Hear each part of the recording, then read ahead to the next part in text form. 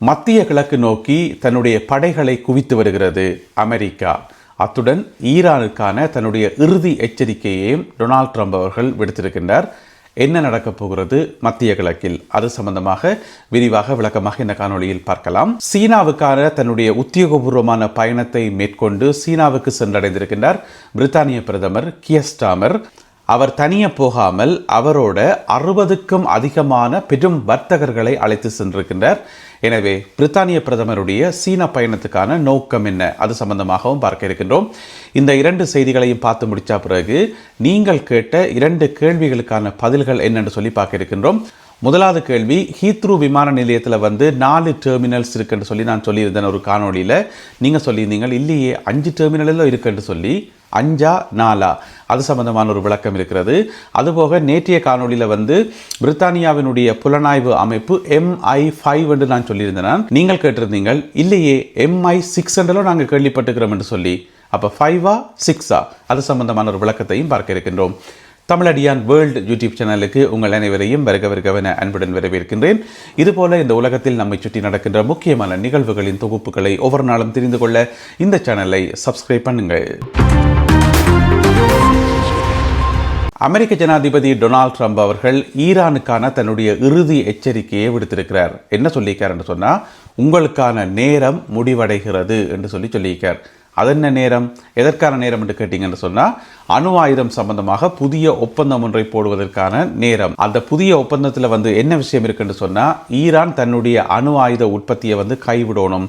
அதோட அணு ஆயுதங்கள் சம்பந்தமாக சர்வதேச நாடுகளோட மிக முக்கியமாக அமெரிக்காவோட வெளிப்படையாக நடந்து கொள்ளணும். அது என்ன வெளிப்படையாக நடந்து கொள்றேன்னு சொன்னால், எத்தனை அணுகுண்டு வச்சுக்கிறீங்க, எங்கெங்கே வச்சுக்கிறீங்க, எல்லா டீட்டெயில்ஸும் எங்களுக்கு தரணும்ன்றதான் அந்த ஒப்பந்தத்தினுடைய ஒரு சுருக்கம். இதுக்கு ஈரான் ஒத்துக்கொள்ளுமா? ஒத்துக்கொள்ளாது. ஈரான் என்ன சொல்லுதுன்னு சொன்னால், எங்கள்கிட்ட அணுகுண்டு இருக்குதப்பா, ஆனால் நாங்கள் அதை பத்திரமா வச்சுக்கிறோம், ஆட்டை தலையில் கொண்டு நாங்கள் போடையில, நாங்கள் எந்த விதமான தீங்கும் செய்ய போகிறது இல்லை, எப்படி அணுகுண்டுகளை கட்டுப்பாடாக கண்ட்ரோலாக வச்சுக்கிறேன்னு சொல்லி எங்களுக்கு தெரியும், நீங்கள் ஒன்றும் எங்களுக்கு கிளாஸ் எடுக்க தேவையில்லைன்னு சொல்லி ஈரான் சொல்லுது. இதுதான் பிரச்சனை. இந்த பிரச்சனை கனகாலமாக ஓடிக்கொண்டிருக்குது.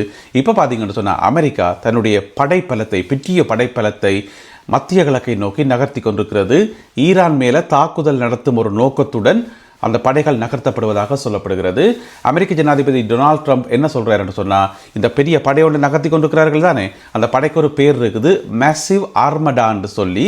இந்த ஆர்மடா என்ற படைப்பிரிவு முழுக்க ஈரானை இலக்கு வைத்து ஈரான் மீது தாக்குதல் நடத்துகின்ற முழு தயாரிப்போடு தான் இந்த படைகள் நகர்த்தப்படுதுன்னு சொல்லி. அதுலேயும் பார்த்தீங்கன்னு சொன்னால், ஆப்ரஹாம் லிங்கன் என்ற பெயரில் மிகப்பெரிய விமானம் தாங்கி போர்க்கப்பல்.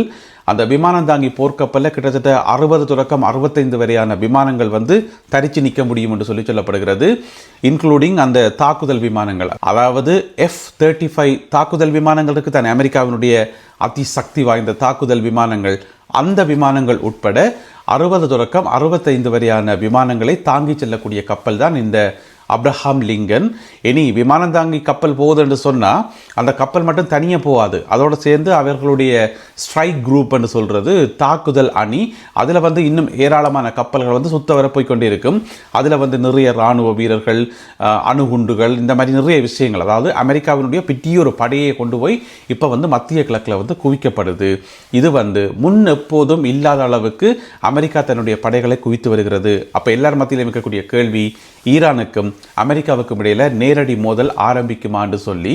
அதற்கான சாத்தியங்களை இல்லைன்னு சொல்ல முடியாது, இருக்குன்னு சொல்ல முடியாது. ஏன் சொல்லுங்க பாப்போம். டொனால்ட் ட்ரம்ப் வரி விதிக்கிறதாக இருக்கலாம், அல்லது படையை நகர்த்துறதாக இருக்கலாம். எல்லாமே அவருடைய ஒரு வெறுற்ற நோக்கத்திலான் செய்வார். இப்போ நிறைய நாடுகளுக்கு வரி விதிப்பார், ஆனால் கடைசியில் பார்த்தீங்கன்னு சொன்னால் அந்த வரி நடைமுறைக்கு வராது. வரியை விதிக்க போகிறோம், இத்தனாம் தேதியிலேருந்து வரி விதிக்க போகிறோன்னு சொல்லுவார். அதுக்கிடையில் அந்த நாடுகள் பேச்சுவார்த்தை நடத்தும்.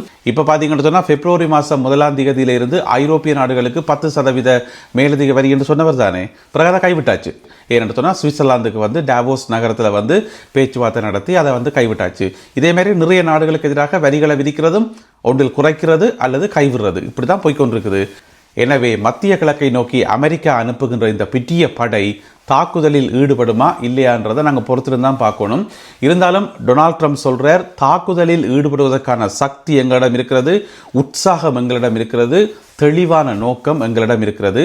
எனவே நாங்கள் தேவைப்படும் பட்சத்தில் வன்முறையை கையில் எடுப்போம் என்று சொல்லி டொனால்ட் ட்ரம்ப் அவர்கள் சொல்லியிருக்கார். ஈரான் என்ன சொல்லுதுன்னு சொன்னால், பேச்சுவார்த்தைக்கு நாங்கள் தயார், ஆனால் பேச்சுவார்த்தை பரஸ்பர மரியாதையோடு நடத்தணும். எங்களை மரியாதையாக நடத்தி மரியாதையாக பேச்சுவார்த்தைக்கு கூப்பிட்டா நாங்கள் வருவோம். அதை விட்டுட்டு வெறுட்டுறது, மிரட்டுறது, படையை அனுப்புறது, வரி விதிக்கிறது, எத்தனையோ நூற்றுக்கணக்கான தடைகள் ஈரானுக்கு எதிராக விதிக்கப்பட்டிருக்கிறது அமெரிக்காவால். எனவே இந்த மாதிரி மிரட்டுற வேலைக்கு நாங்கள் அடிபணிய மாட்டோம்.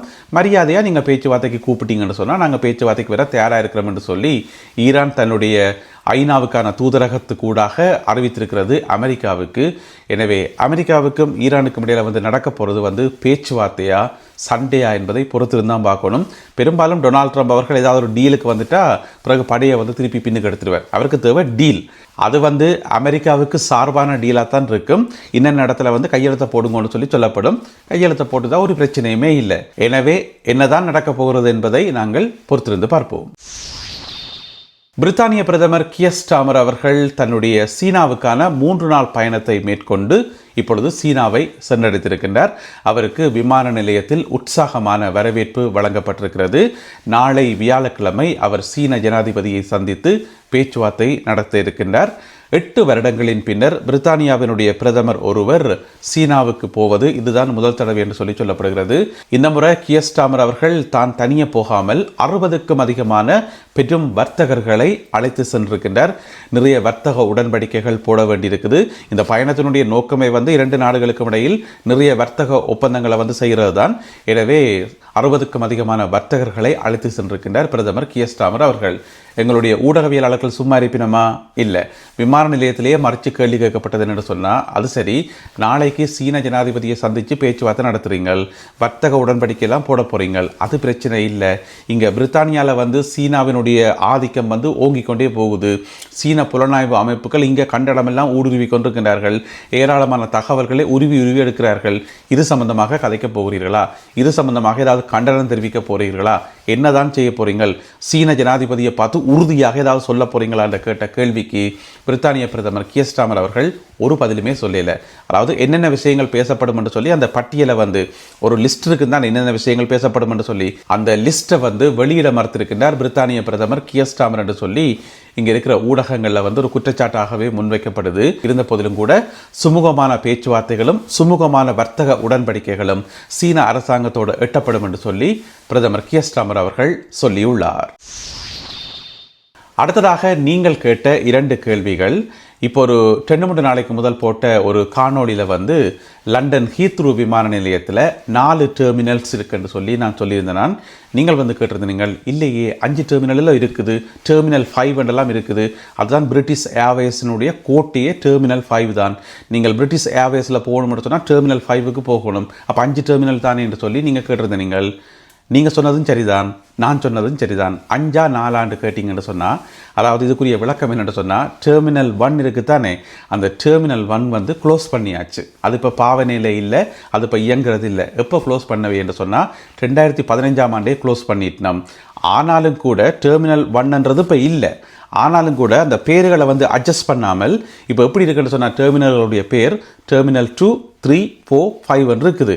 அப்போ டெர்மினல் 5 இருக்கான்னு கேட்டால் ஓம் இருக்குது. டெர்மினல் 5 பேரில் டெர்மினல் இருக்குது. ஆனால் மொத்த டெர்மினல்களுடைய எண்ணிக்கை முதலாவது டெர்மினல் இல்லாத காரணத்தால் 4 டெர்மினல்ஸ் தான். எனவே நான் சொன்னதும் சரிதான், நீங்கள் கேட்டதும் சரிதான். நீங்கள் கேட்டதால் தான் இப்படி ஒரு விளக்கத்தை சொல்லக்கூடியதாக இருந்தது. எனவே இது மாதிரி இன்னும் நிறைய கேள்விகள் இருந்தால் நீங்கள் தாராளமாக கேட்கலாம், ஒரு பிரச்சனையுமே இல்லை. எனவே அந்த டெர்மினல் சம்பந்தமாக கேள்விகள் கேட்ட உங்கள் எல்லோருக்கும் மிக்க நன்றி. இப்போ அடுத்த கேள்வி என்று பார்ப்போம். இது நேற்றைய காணொளியில் இடம்பெற்ற ஒரு சம்பவம். நேற்றைய காணொளியில் ஒரு செய்தி வந்தது என்று சொன்னால், பிரித்தானியாவில் சீனாவினுடைய புலனாய்வு அமைப்புகள் கண்காணிக்குது, ஹேக் பண்ணுது என்று சொல்லி பிரித்தானியாவினுடைய புலனாய்வு அமைப்பாகிய MI5 அவர்கள் குற்றஞ்சாட்டியிருக்கிறார்கள், கண்டுபிடித்திருக்கிறார்கள் என்று சொல்லி நேற்றைய செய்தியில் சொல்லியிருந்தேன். அப்போ நீங்கள் கேட்டிருந்தீங்கள், இல்லையே MI6 என்று தானே நாங்கள் கேள்விப்பட்டுக்கிறோம். பிரித்தானியாவினுடைய புலனாய்வு அமைப்பு மிலிட்ரி இன்டெலிஜென்ஸ் 6 என்று தானே நாங்கள் கேள்விப்பட்டுக்கிறோம் என்று சொல்லி, இப்பையும் நீங்கள் சொன்னதும் சரிதான், நான் சொன்னதும் சரிதான். அதாவது என்னென்னு சொன்னால், 2 விதமான புலனாய்வு கட்டமைப்புகள் இருக்குது பிரித்தானியாவில். ஒன்று வந்து உள்ளக புலனாய்வு, மற்றது வந்து வெளியக புலனாய்வு. பிரித்தானியாக்குள்ளே நடக்கிற விஷயங்களை வந்து புலனாய்வு செய்கிறது, தகவல் சேகரிக்கிறது, அதுதான் உள்ளக புலனாய்வு, இன்டர்னல் இன்டெலிஜென்ஸ். அதை வந்து MI5 என்று சொல்கிறது, அந்த குறியீட்டு இலக்கம் MI5. நீங்கள் சொன்னது MI6, அது வந்து எக்ஸ்டர்னல், சர்வதேசத்துக்கான புலனாய்வு கட்டமைப்பு தான் MI6 என்று சொல்கிறது.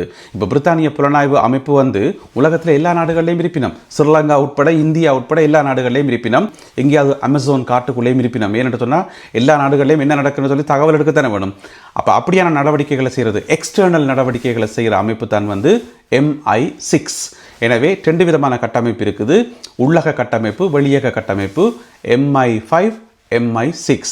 எனவே நான் சொன்னதும் சரிதான், நீங்கள் சொன்னதும் சரிதான். எனவே இந்த கேள்விகளை கேட்ட உங்கள் எல்லோருக்கும் மிக்க நன்றி. இது மாதிரி செய்திகள் சொல்லிக்குள்ள வந்து என்னென்ன சந்தேகங்கள், என்னென்ன கேள்விகள் இருக்கோ எல்லாத்தையும் கேட்டிங்கன்னு சொன்னால், கமெண்ட்ஸில் கேட்டிங்கன்னு சொன்னால், பிறகு அடுத்தடுத்த காணொலிகளை வந்து அதை பற்றின விளக்கத்தை, பிழை என்றா பிழை, சரி என்றா சரி, அல்லது அதுக்குரிய விளக்கம் என்னன்றதை நான் சொல்லுவேன். எனவே உங்கள் எல்லோருக்கும் மிக்க நன்றி. அத்துடன் இன்றைய காணொலியில் பகிர்ந்து கொள்ளப்பட்ட செய்திகள் தொடர்பான உங்களுடைய கருத்துக்களை மறக்காமல் கீழே எழுதுங்கள். மீண்டும் சந்திப்போம் உறவுகளே. நன்றி, வணக்கம்.